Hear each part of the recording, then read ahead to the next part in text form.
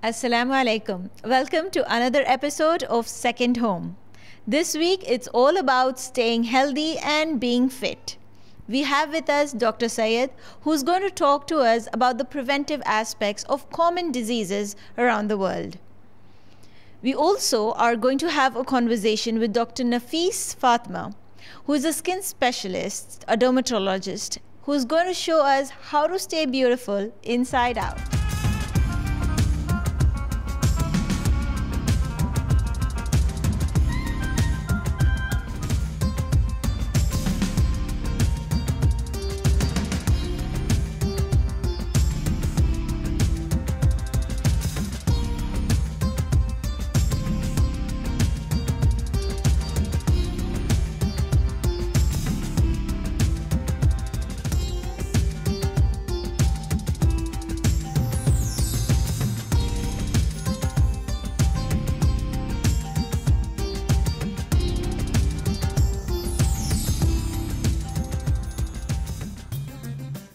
We're in conversation with Dr. Syed Mahmaddur Rahman.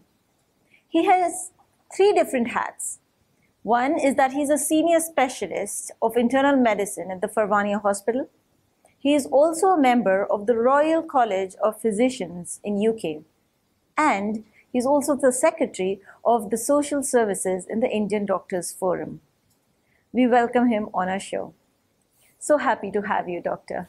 Thank you so much, Amina, for giving me this opportunity to speak to you and to the audience and to the public of Kuwait. I'm very happy. It's a great honor for me. I know there's so much we'd like to cover and so much we'd like to learn from you. I'm hoping to cover a few specific topics which we all, like the general public, is dealing with. The first thing that comes to mind is a huge epidemic in Kuwait is diabetes. How do we first prevent it, and what is the cure? Actually, I have to tell you that it is not just the Kuwait, the whole Gulf and the whole world is dealing with it. We have an epidemic of diabetes. It's in proportions, in millions, and you can say people are developing diabetes every day. So, and it is the mother of all diseases, because if you are diabetic, it affects every organ of your body. The public has to understand that they take lightly what is diabetes. It's nothing, just we have little sugar and we don't eat sweets and that's all. No, diabetes is a menace, and it has effects on every organ of our body. Our eyes, it's a major cause of blindness in the world. Major cause of blindness all over the world. And it causes kidney failure. Many patients in the world now are dialysis dependent and getting transplants. To that stage they have reached. So diabetes causes the kidney damage as well. And it makes a person prone for heart attacks and for strokes. So I am rightly telling you that it is the mother of all so many problems. Diabetes is sweet, name is sweet. It comes with sweetness, but it is very bitter disease. Very bitter disease. Well put, Doctor. So how do we make sure that we don't get diabetes? Yeah, the reason for all this, I think that, it's very important, is the we call it lifestyle modifications or lifestyle stratification. Right. Is people are forgetting, becoming prone to all sorts of smartphones, and physical activity has become nil now. Right. And the food we are eating, all the fast foods processed, make it hell for us. So before you become, and they are all related. I have to tell you that the fast food makes one obese. Correct. Obesity predisposes to diabetes. So it's all a chain of events. Cholesterol goes high when you eat all these fast foods and this. So it is a chain of diseases and stress of life. As we are becoming confined to our offices and our rooms, and people are stressed as well. Yes. So there are many factors responsible for this thing. Doctor, does that mean that if we maintain a healthy lifestyle, as in eat well, yes, we go for regular exercises, then we wouldn't get diabetes even if both our parents have diabetes? It is not necessary, you know, in old age some people, if they have family predilection, they may develop at old age. If you try to keep yourself, you know, away from, you know, keep yourself, take precautions and live a life, and healthy lifestyle, then you may not develop diabetes. Not necessary that your parents have, you have to have it, no. It's not like that. You know, it's a genetic conditioning that a lot of my friends said, diabetes to hone hi wala hai. I am going to get diabetes because both my parents are diabetic. Let me eat as much sweets as I can while I can. No, this is not. So, this is not true. I'm like, wait, that doesn't make sense. This right? is genetic makeup. It comes in type 1. You know, when there is more, we call it twins. Some people with twins, they can get this type 1 diabetes. That comes into genetic basis. But family history is there. Diabetes, you are more prone. If you have a father and mother diabetic, you are more prone for diabetes. You have to take more precaution. Right. You have to avoid being overweight, avoid fast foods, have a healthy life. Healthy life means, you know, normally we recommend that at least 5 times a week, half an hour, walk. Walk, simple walking. Now we have good weather these days, so you can just walk for half an hour. Right. It's very good for health. Walking, just walking. I don't want any heavy exercise or anything. Just walking is excellent exercise. Okay, we've noted that down. Walking is important. You got that for diabetes. Doctor, one more thing I wanted to talk about before we move on is these injections that we take, the insulin regulators. Is that a good idea, or does it play more havoc on our body? I have to tell you that diabetes is a progressive disease. Even if once you are diagnosed, first of all, I will just tell you how to diagnose diabetes, you know. That would be good. Because that would be good. The process of the complications of diabetes start in the pre-diabetic state. We call it a pre-diabetic state, just before the diabetes actually shows itself.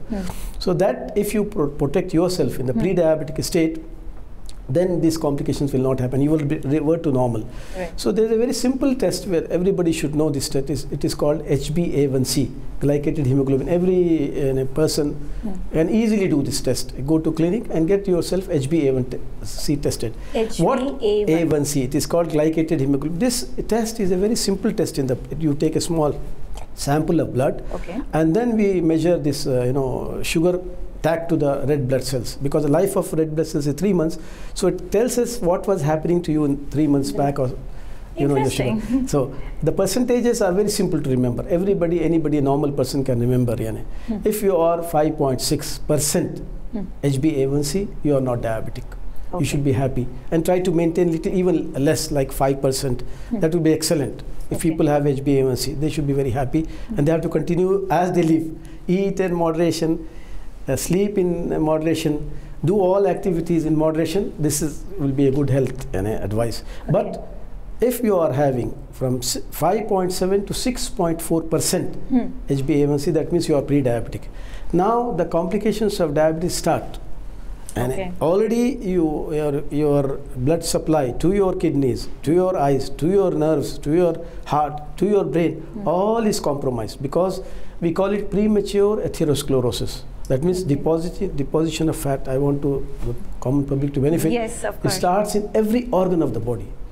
It is in the pre-diabetic state only. Right. So before it becomes beyond 6.5% is diabetes. So if it reaches 6.5%, then you are diabetic.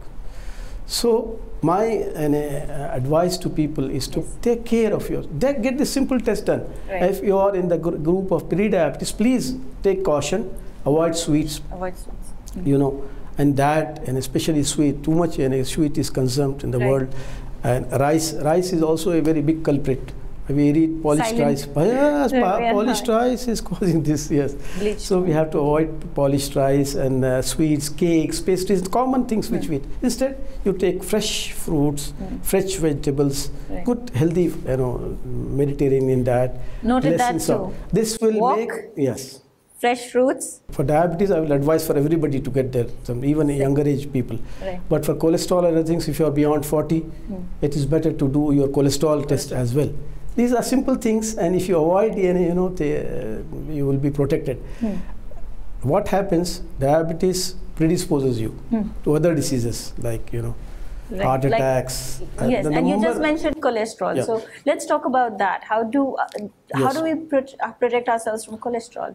Cholesterol protection. I hear there's good cholesterol and bad cholesterol. Yes. Is that true? The bad cholesterol is the LDL. You know, there are components of cholesterol. You know, we call it total cholesterol. Comprises. There are 3 parts. Okay. LDL is the harmful cholesterol. I see. HDL is the useful cholesterol, and there is triglyceride also. It is also a portion of the cholesterol. So that has to be balanced too. The triglycerides cannot be high. Triglycerides and Shouldn't be LDL low. are the harmful cholesterol. I see. If they are high, that means you are predisposing yourself to heart attacks and these things. And if you have a family history, sometimes high cholesterol runs in families, so they have to be extremely cautious at younger age, even at the age of 10 to 12 years.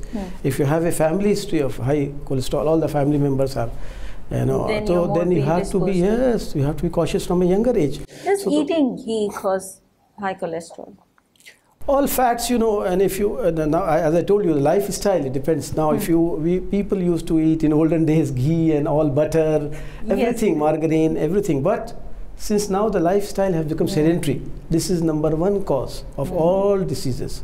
Sedentary habits. You eat and you sit and you don't do any exercise, then khalas, this will lead to high cholesterol. And high cholesterol, the culprit is this, diabetes predisposes to premature deposition of this cholesterol, and heart attacks are happening in young people.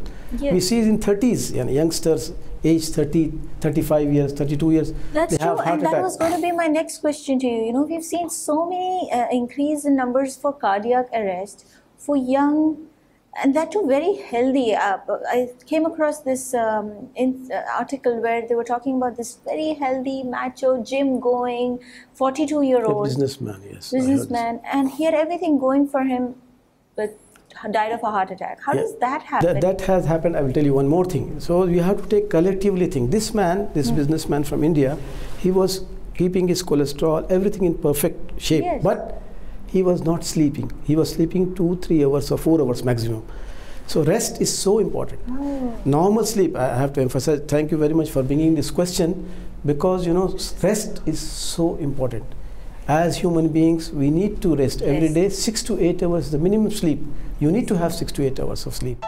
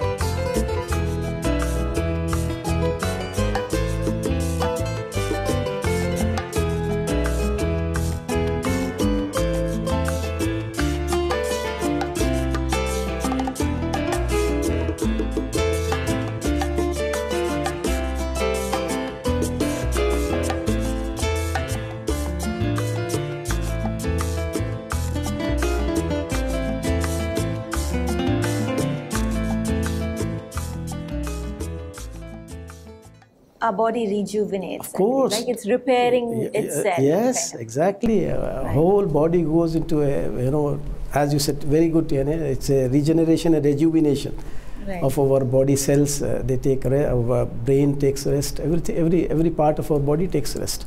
So, and during that time, all healthy hormones are released, and in children, growth hormone is released. So, it's a very good thing. So we've covered diabetes, we've covered cholesterol and cardiac arrests. And all of these, you think, are interrelated. Even strokes. Strokes are very common. We see, I work in a hospital, government hospital. We see frequently cases. Every day we have 5, 6, 7 admissions of stroke, patient with stroke, because they have high blood pressure. Also, I have to speak to you. I want to, few words I want to speak about high blood pressure. Yes, let's cover that, because that's a major epidemic too these days. Yes, exactly. High blood pressure is called silent killer. All common public, please beware of high blood pressure. You don't say, I have little high blood, my blood pressure is 160 or 100, it's okay, I don't bother. No, please take care of your high blood pressure. Okay.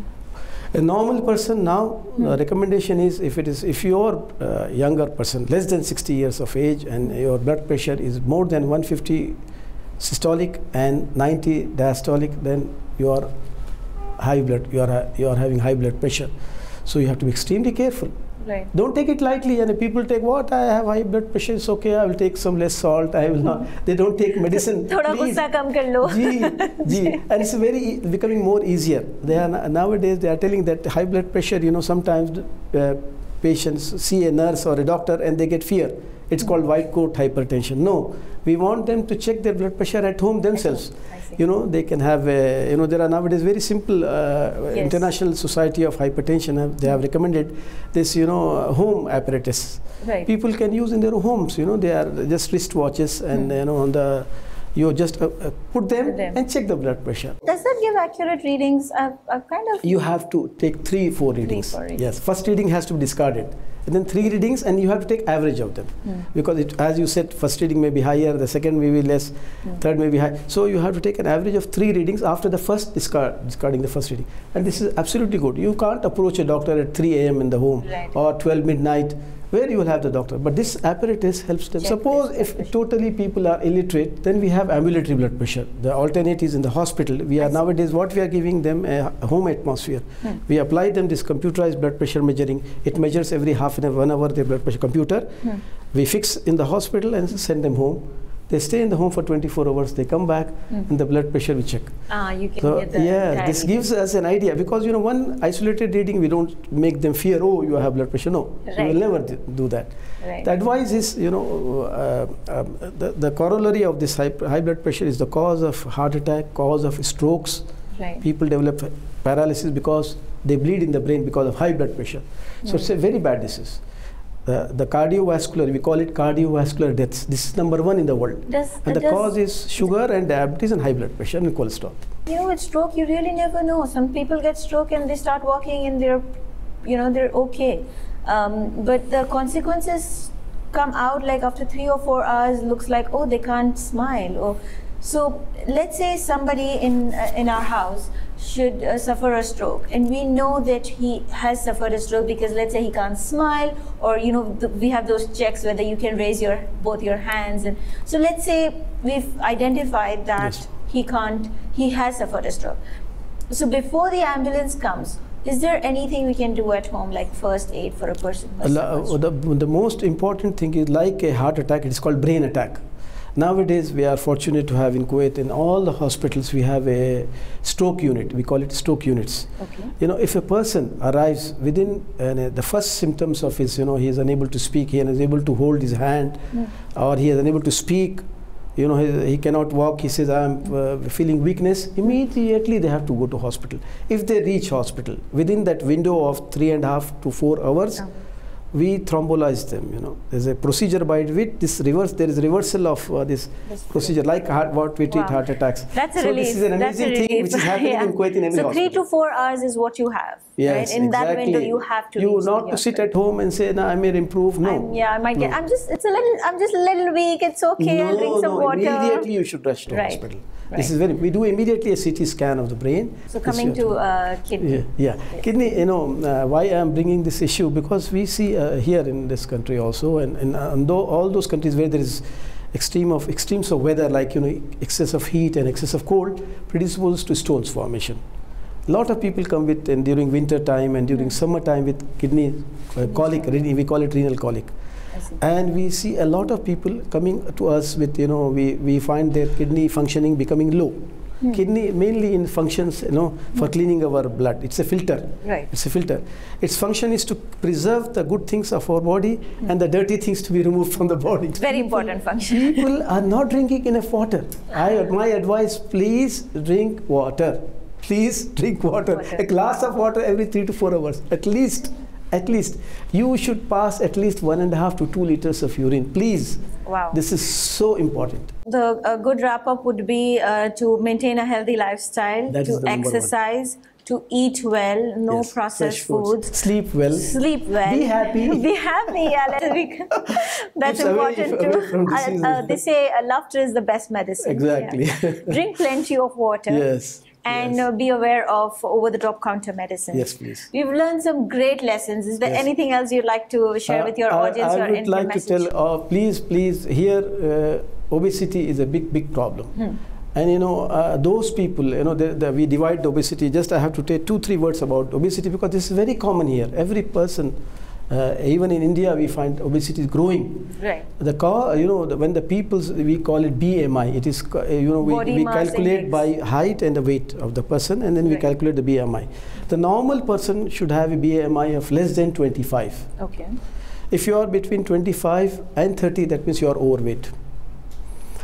Overweight means all your insulin receptors of the body, they start to be lazy, they don't work. We call it insulin resistance. This is how the chain of events starts with obesity. Right. You get diabetes, you get everything. So please, you have to keep your weight under control with your controlled diet in moderation. Eat whatever you like, but less, not in excess. And this is my advice. Thank you so much for your message. We've learned so much. We need to have, all we need to have to love humanity, love people. Yes. I love my patients.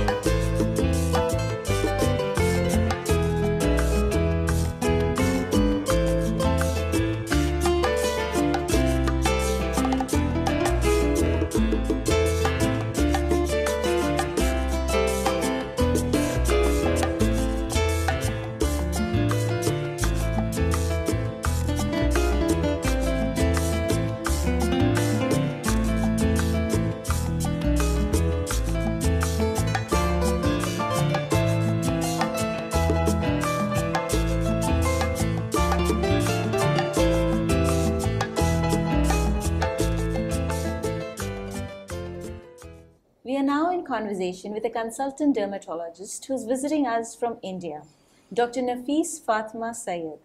With a degree in clinical dermatology from Queen Mary University of London, she is also a member of the International Society of Mesotherapy and has a fellowship in aesthetic medicine from Germany. We welcome her to our show. Welcome to our show, Doctor. Thank you so much for having me. I think this is going to be a very informative session because a lot of people in Kuwait want to care about their skin. But with the kind of weather we have here, the scorching sun rays, there's so much to know. What can you tell us for people who are living in Kuwait? How can they take care of their skin in the best possible way? You asked a really appropriate question, which is very specific for the people of Kuwait, especially regarding the weather of Kuwait, which is very different from other parts of the world. And so people have to take extra care of their skin over here. So I always recommend to my patients who live around these areas in these regions of the world to foremostly use sunscreen, what is locally referred to as Himalaya here. I cannot overemphasize the importance of using a sunscreen, which should include a chemical sunscreen and a physical sunscreen. So physical sunscreen is actually like a barricade between you and the sun. It's like a physical barrier, like an umbrella, exactly. Which includes zinc oxide, titanium oxide. These actually, stand like a barricade between you and the sun. So you actually, even the signs of aging actually begin with photo damage. So if you manage to stop photo damage, you actually arrest the signs of aging even before they happen. All the signs of aging, lines, wrinkles, pigmentation, spots, everything that you see that you're probably appearing on your face, freckles, are directly or indirectly related to sun damage or photo damage. I see. Even the radiations from our phones, laptops, iPads, televisions, even the harsh light that we're just now facing of the camera, aren't the skin's best friends. So having a chemical as well as a physical sunscreen protecting your face, with a minimum SPF of 30 to 50 for this weather for sure, is great. It's one of the most simple and basic things that you can do to protect your skin from getting any worse, and actually even arresting the signs from of aging, and stopping them even before they happen. So it might sound strange, there are no great magic potions or tonics here. It's basically just a great sunscreen and you're good to go. So and also of course your diet. I also recommend to my patients, amongst the simple things that you can do, I'm a huge fan of vitamin C. That's another thing you'll see in every prescription of mine, is 1,000 milligrams of vitamin C, either dissolvable or tablets or whatever. Apart from being it's an antioxidant, so it's great for you in many which ways, skin just being one of them. It's it's an immunity booster, it's anti-cancer, it's an antioxidant, it prevents the free radical injuries that is happening from so many bad things from our environment. So and for the skin in particular, vitamin C is real magic. It's oral intake, the topical application, it's great because it causes the new collagen synthesis to occur inside the skin, which is what new skin cells developing from inside, from your blood basically. You will actually noticing a new layer of skin appearing, a new shiny layer of skin. I always explain it to my patients like, you will be shedding off your old skin and new skin like baby skin will be appearing on the outside, inshallah, So I deeply recommend that, what you eat is very important, regardless of what treatments you're taking or what creams you're applying on the face. What you eat is what really shows on your face, and makes your skin shine. So I really recommend, and it's vitamin C. There are no harmful side effects. Like most people are afraid of taking pills, but vitamin C is one of the safest things that you can take, at least for short periods of time in a year. Perhaps like 3 months in a year would be great. My dear viewers, I don't know if you caught this, but the doc did mention that radiation from your phones can also cause aging. So you don't want to sleep with your phone right next to you. This is, I think, something we all do because we want our phones right next to us. We want to wake up with our phones. So that's a great tip. I've never really thought of radiation coming out of the phone and damaging your skin. So one of the ways to stay younger is keep your phone away from you. That's a great tip, Doc. And before we move on, I'd like to compliment you on your skin. Mashallah, Thank you so much. You've got great skin, and so you're a great brand ambassador for taking care of your skin. Thank you so much. That's really sweet of you. But apart from sunscreen and vitamin C, the third very simple and easily available thing that I notice, especially amongst women, is iron deficiency anemia. So this is actually leading to a lot of freckles, spots, brown pigmentation on the faces of women, which is very stubborn to treatment externally. I see. Because unless you treat the underlying deficiency, it's not going to, no amount of treatment is going to affect you externally. So I really recommend, especially my female patients, to have start taking iron, folic acid, because a large number of them, mostly women in Asia, are deficient in iron, folic acid, because they're dieting most of the time, having not eating properly, not having balanced meals. So most of them I see are very pale, and a lot of these freckles and brown pigmentation. In fact, I have seen melasma get better with iron, folic acid. This is a very deep kind of pigmentation that is seen on the faces of women, especially middle-aged women, post-pregnancy, with hormonal changes and this sort of thing.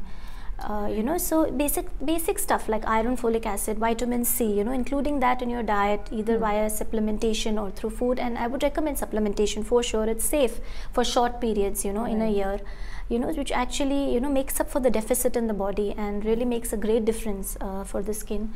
So these are two very simple supplements that I asked my patients to take. And it really helps because, if there are nutritional deficiencies and they're not treated, no amount of external application of any kind of serums or any kind of treatments is really going to make an effect. So we have to treat the underlying disorders, the deficiencies, hormonal disturbances. Yes. That's a great point, in women, doctor. Yeah, even hormonal disturbances cause great amount of pigmentation in women's faces. A lot of the time, their hormones are haywire and they're suffering from PCOD, polycystic ovary, and they have a lot of pigmentation on their faces, and their hormones are completely imbalanced. And so applying more cream on the really skin help is not unless going you to treat the underlying condition. That is what dermatology is. The clinical dermatology part of it comes in, wherein you need to treat. You need to go skin deep, as in you have to identify the cause of the pigmentation or the damage on the face. You know, what is the root cause of it? Because if you're just going to treat something, you know, superficially or externally without treating the underlying cause of it, it's not going to really help much. Right. So these are very important things, you know, to keep in mind. You know, so which most people tend to overlook or forget. There's so much to look forward to. We've learned so much from you today. Is there any message you'd like to give to your audience? We'd love to hear from you. Thank you so much for having me. My message is just, it's not for the women so much, it's for the men, it's for the fathers and the brothers and the husbands. To support your daughters and to support your sisters and your wives, you know, to do anything they want to do in life and to achieve anything they want to achieve. Because women, although they're fully up to, you know, doing things on their own and they can make it on their own, but you know, it's great if you have your own family and your own father, like my father today, supporting me. So, you know, Alhamdulillah, it's my message to everyone out there, you know, support the women in your life, because there's no limit to what they can achieve, and you know, the sky is the limit for them, and support them because they're sincere and they love you, and it means a lot to them that you are there for them, you know. Thank you. That's a beautiful message, very profound.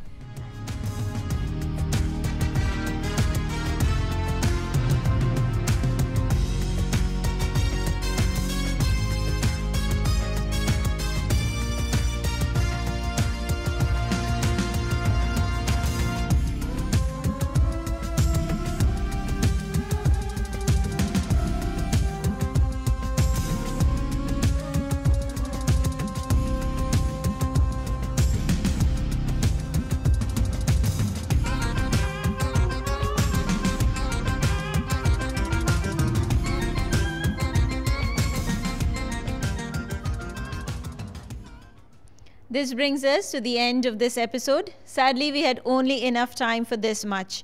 We hope this talk with Dr. Syed and Dr. Nafis Fatima you found useful and will be able to use and incorporate some of their advices and recommendations. Until next week, from the team of Kuwait TV2, we wish you a very healthy week. Stay blessed.